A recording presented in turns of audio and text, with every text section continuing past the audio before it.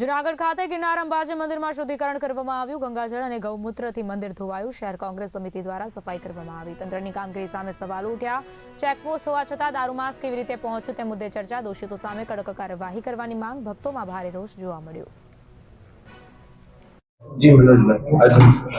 ગરવા ગિરનારની ટોચ પર પવિત્ર માં અંબાના મંદિરમાં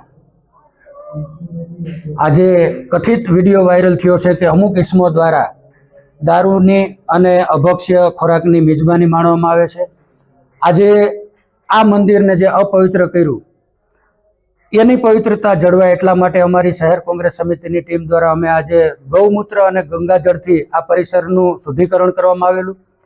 આપના માધ્યમથી વહીવટી તંત્રને પણ અપીલ છે કે જ્યાં પાણીની બોટલ પણ લઈ જવાની મનાઈ છે, જે ગ્રીન ઝોન જાહેર કરેલ છે, સુપ્રીમ કોર્ટની ગાઈડલાઈન છે કે ત્યાં પ્લાસ્ટિક પણ ન લઈ જવું, તેમ છતાં આટલી માત્રામાં દારૂ અને અભક્ષ્ય ખોરાક કઈ રીતથી ગિરનારની ટોચ પર પહોંચ્યો એ તંત્રની કામગીરી પર પણ સવાલ ઉઠાવે છે।